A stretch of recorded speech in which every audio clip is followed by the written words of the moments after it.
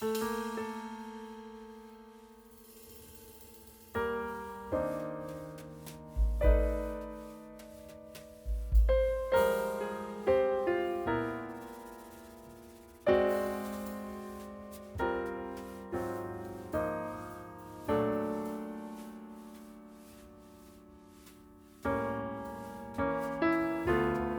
hope you're well. How are you? And welcome to another edition. Before we begin, we already know this.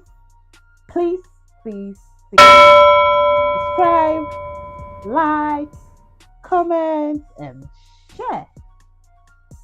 Yes, please do that for me to make us, grow fast. How are you? Welcome to my blog. Welcome to my YouTube channel. Um, Today we are talking about a very, very interesting topic, you know, and I'm doing this topic because my DM is like full with this question: why did you marry a Muslim? Being that you are so grounded in Christ, you're a Christian, you're a born again, you're unashamed of Christ, you preach Christ every time, and you ended up with a Muslim. How? So I'll say to you guys that almost all my life, when you are still like in your teens, almost all my life I've only had probably two Christian boyfriends growing up. My ex was Muslim, and any guy that just comes to me, and now, that time that you people will be in your, oh, that guy's looking at me, I really like that guy, oh, I like him, and the next thing you guys get talking, and the next thing you ask him, oh, what's your name, and he gives you one Muslim name, and you're just like, Christ, why me? Why me? I remember then, anytime my dad teased me and was telling me, you need to bring your boyfriend home, let me know who you are seeing. You need to bring your boyfriend, let us know who you're being with. And I'm like, okay, okay. I brought the first guy home. Let me make you understand that my old man was a marriage counselor in a Catholic church. And the next thing, the guy mentions his name, and his name is a Muslim name. He first adjusts and he's like, okay, hi, how are you? Trust me, it wasn't like always rosy with my dad game, but he was such a nice person, and he would just say, I'll just get to know who he is. I'll get to know his person. I would not judge him by religion. And we broke up. We broke up. Yes, we did break up. And you know, after, I would not lie to you. Do you know that when our relationship was going sour and everything, my dad actually took my phone and texted the template that I was sending to the guy. That day I was going to, he didn't mean anything that time. He's, growing up, and I just thought about it, and he says, I can't forget the line he mentioned. Forget all memories I've lost. In my head, I was saying to myself that, oh, I'm sure that this man couldn't wait for this time. So back then I met another guy after like maybe a year or two. I met another guy, and I wasn't going to take this guy home. You know, even if I was going to take him home, I wasn't going to take him through the front door. It wasn't going to happen because my dad was never going to take any other Muslim. He wasn't going to take any other Muslim. And he was just so surreal talking about you right now, because I remember we had a flat to ourselves, and my parents were in a duplex, and the tenants had their own flats. There was a flat up in the middle and on there, and he said he wasn't going to give out the flats at the top, that he would just put me and my siblings there. So We had our gates, and the neighbors who were the tenants had their gates. So I used to take my boyfriend, my then boyfriend, who is my husband now, at that back gate. And I used to tell him, look, whenever you come, just park down the road. Give me a call, and I'll see how to smuggle you in from the back door. I used to do this all the time, all the time. Apparently, I never knew that my old man watched me this well. He just kept quiet. He was just saying, well, the guy was sitting in the living room with me, which is my own living room. And I don't know, he just kept it cool. And one particular day, you know, myself and my husband now were getting so serious, and he was telling me that I need to meet your parents, and I kept on telling him, look, I don't know how to introduce you to my parents being a Muslim, so can we just keep it cool for now. I'll let you know the right time that you meet them. And let me tell you what this my husband did. One day, my husband mentioned to me that he wasn't coming, that he had some works to do, and he needed to he had some deliverables, basically, so that he would not be able to make it to my house. And I can never forget, I was in my room that day. And I know that I I possibly was on my BlackBerry, my BlackBerry, trying to, chat or just do something on my phone. And my younger sister came to my room and knocked, and she says, "Ella, guess what?" I'm like, "What?" "Baruch is in the living room with Baba." I'm like, "Baruch is what?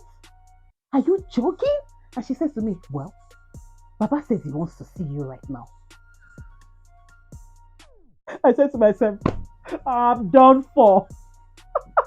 I'm done for. Like, hell, what is he doing? He wasn't supposed to come today. A lot of things were running through my mind as I walked from my flat to my parents' duplex. And when I got there, I saw him seated and he was smiling. I stood at the corridor for a while, trying to have that eye contact with him, that, guy, what's going on? Why are you here? Are we in trouble? And I could see that he was giving me the side eye and was focused, like trying to answer all the questions my old man was throwing at him. And the next thing, I came out with my chest like almost in my heart.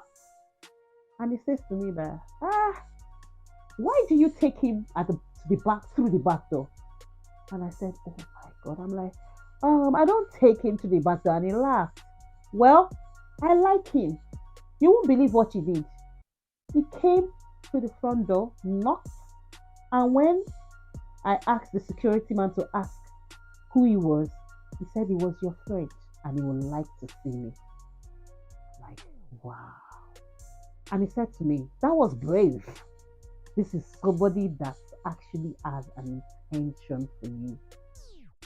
I'm happy. I like him. Guess what? At that point, I was rejoicing. I didn't know if to all kiss my father.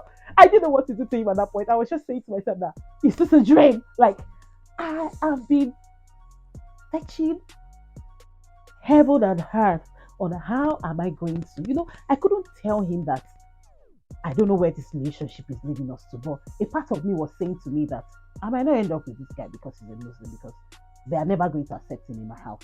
And but I'll just continue to see how it goes. And look at it, just falling, happening for my favor.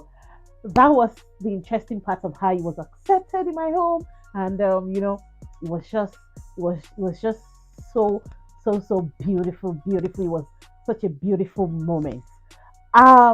So let's talk about how the church accepted him, knowing fully well that I told you guys that he was a marriage counselor in Catholic Church. Let's take a break and we'll see to that. A very welcome back to you. What am I wearing? What am I wearing? I'm wearing this beautiful dress from Enchanting and Lyrics. I love it so very much. I love it so very much. It's a long, long, beautiful dress. I might put a picture inside the picture here so that we could see the full picture. So what were we saying? So like I was saying, he then came to my house. He began to come frequently, and my parents just loved him. My parents were in love with him. My parents loved this. They said he was humble. He, his intentions were pure. He's focused. He knows what he's doing. He knows what he wants and what he doesn't want. They sort of like saw that he could tame me.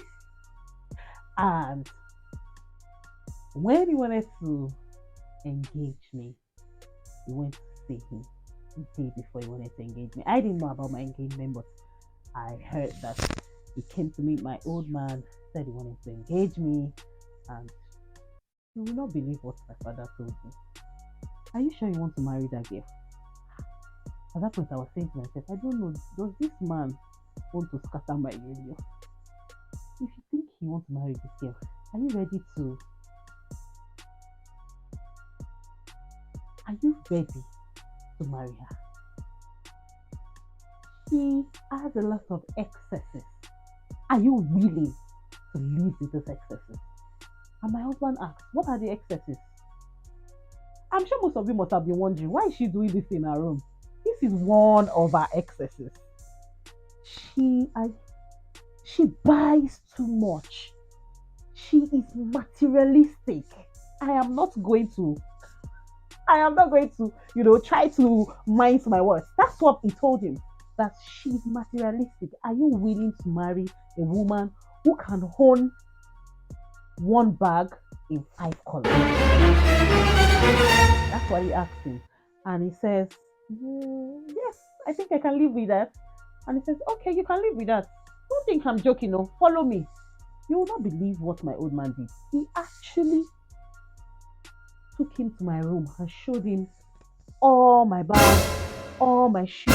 I was asking, are you sure you can live with this? Are you sure you can manage this?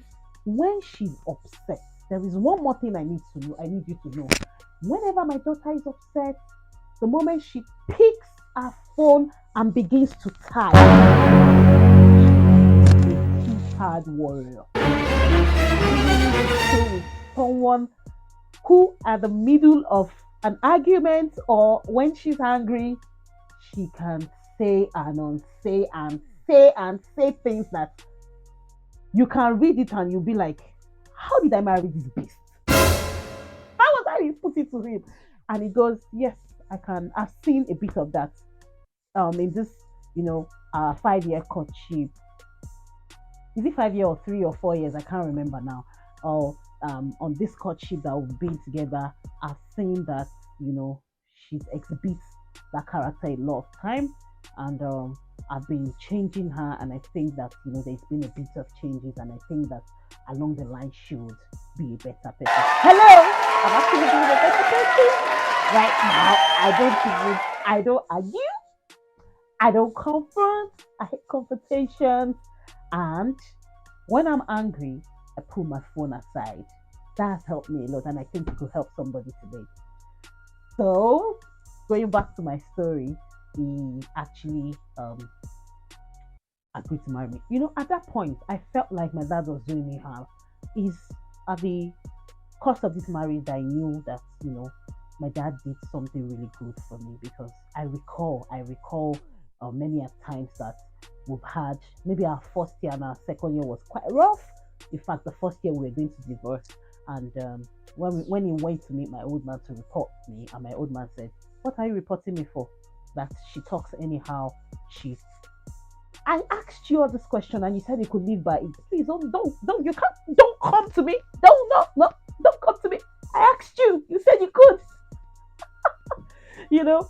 So it was like a checklist for him. Like, you said you are going to do this with her. You said you are ready to do this with her. You said you are willing to do this with her.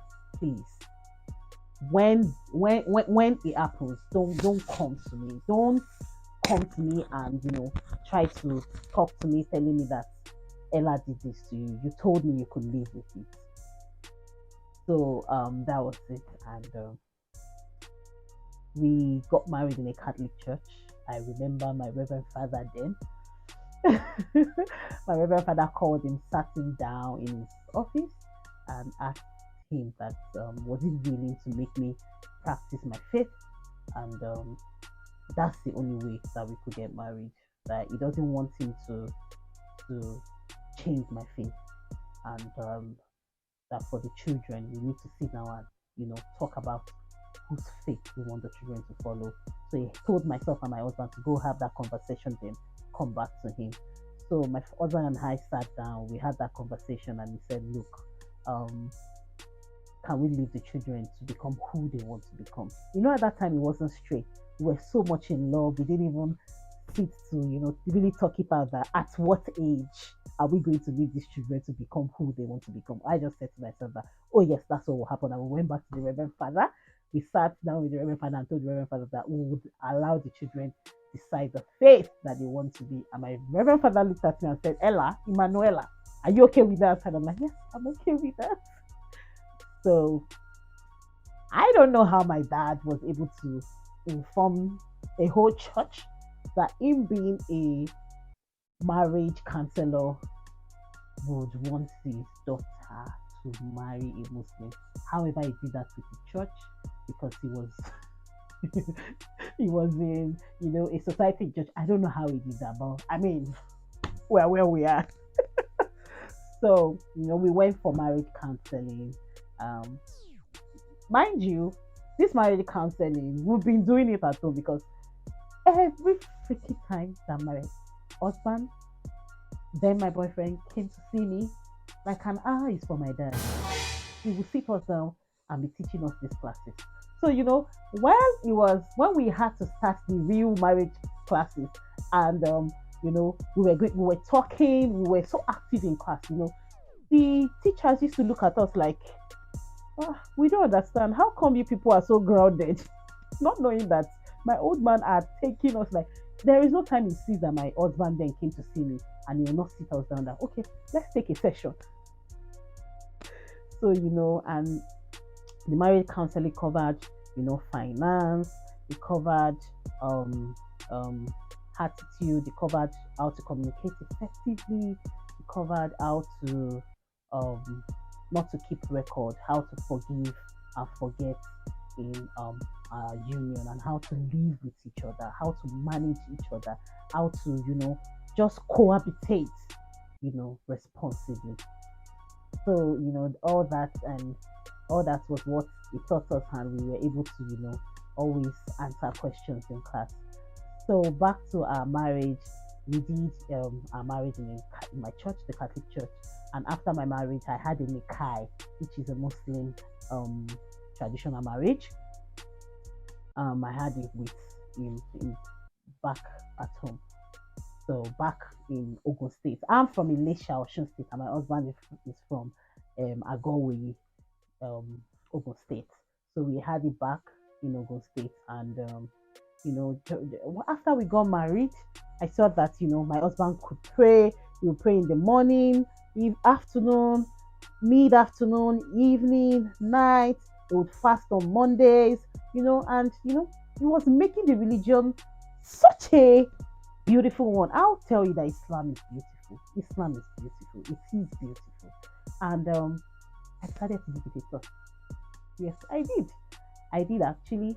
I asked him that um could you get me like what do they call them, an afar? I want him to come home to teach me, because I mean, if this is what my children will be, um the faith that my children would practice, I want to know so that I won't be caught off guard when they ask me any question.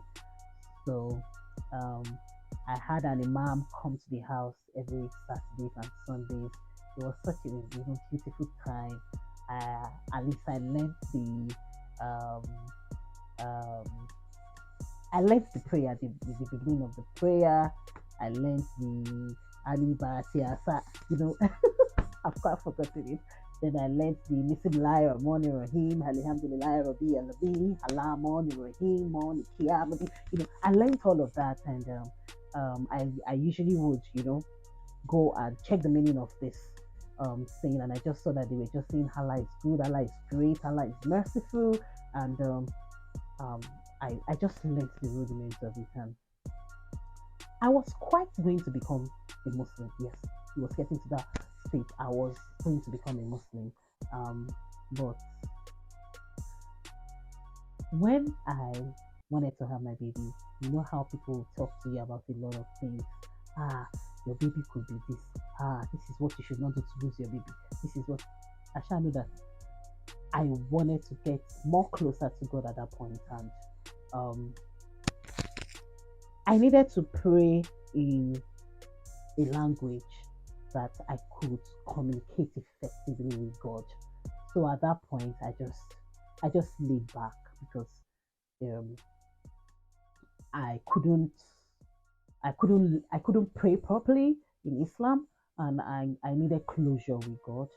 So I went back and I started to pray in um, the faith that I grew up in. There was even actually a time that I put up a post on Instagram. I could put a screenshot of the post here. The post was quite controversial. A lot of blogs put it up, a lot of blogs carried it. And as a lot of Muslims reached out to me, they were happy for me. They were, thankful for me. A lot of Muslims who married Christians wanted me to speak to their wives. A lot of them wanted me to, let them know that, they could also be this person that I was at that time.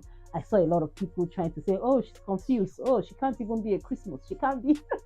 But hey, where we are 8 years down the line, and it's been amazing. So, so again, I'm happy for the kind of man God gave me. Is someone who doesn't force anything on you.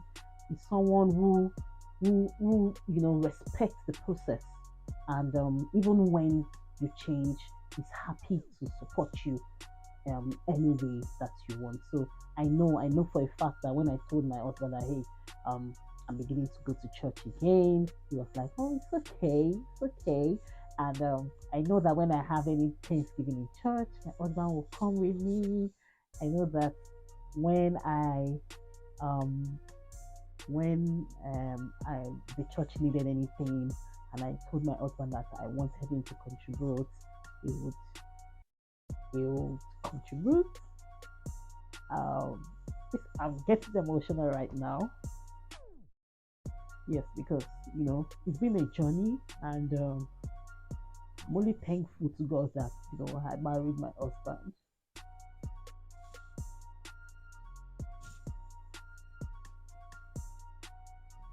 You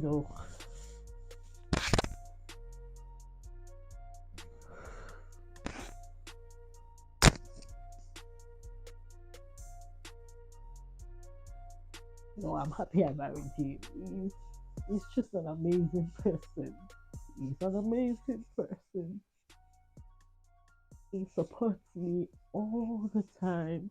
There is never any time I told him, I want you to give this to the church. He gives. I there's never any time I said to him that um I want to go for you know night vigil. He just supports. He supports. He's been very supportive. He's just been very supportive. I do not know what I've done to deserve him, and I just hope that God continues to bless my marriage. I It's really a union to emulate. I'll say this all with all my heart. This is me, pointing out all of my marriage to you guys. He's just been supportive of me, and that's why there are never any time he tells me, "Oh, babe, I'm giving a talk and ask fast. I would like you to be there." I'm happy. I jump up. I tell him, "Oh, are there anything I need to do?"